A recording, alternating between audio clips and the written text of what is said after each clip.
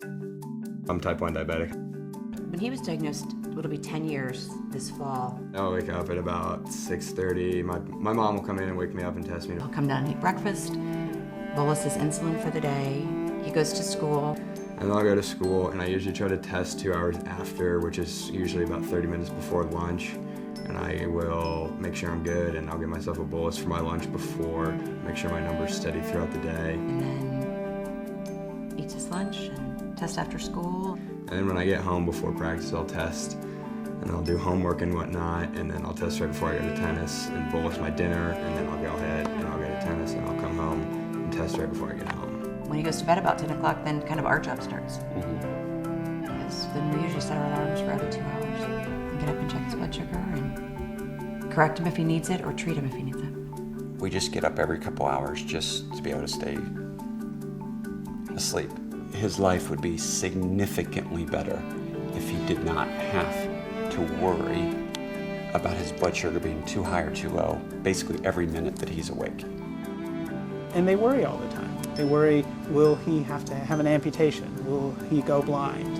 Will he have heart disease early? That's what life is like with type 1 diabetes. We have amazing technology now to manage diabetes. That still doesn't make it any easier. People still have to check their blood glucose 4, 5, 6 times a day. They still have to look at their plate of food and count their carbohydrates and interact with their insulin pump to give themselves insulin. Ask anybody with diabetes, are they happy injecting insulin 4 to 6 times a day? Are they happy having to check their blood sugar 4 to 6 times a day? Are they happy because they worry about whether they will get hypoglycemia in the middle of the night and might not wake up in the morning? They're not happy. So we can do much better.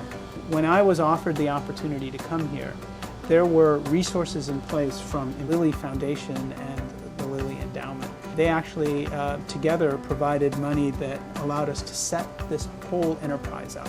We probably have about 30 scientists, ranging from principal investigators who run lab groups to research scientists who are part of the staff to postdoctoral fellows, endocrinology fellows, both pediatric and adult endocrinology fellows. So we have a lot of different trainees at many different levels, all geared towards diabetes. And so I collaborate with Lilly investigators, and we are studying various aspects of diabetes, focusing on therapeutics and diagnostics. When you get a lot of a sort of critical mass of great people together, then your results, it's not 1 + 1 = 2. It's really a multiplier effect. I was hoping that within 10 years we would have a vibrant group that's funded, that would be interacting with the community, that would be interacting with other investigators. And so that was really my 10-year plan, which now we can see has happened in 6 years. What that means is that we can think bigger.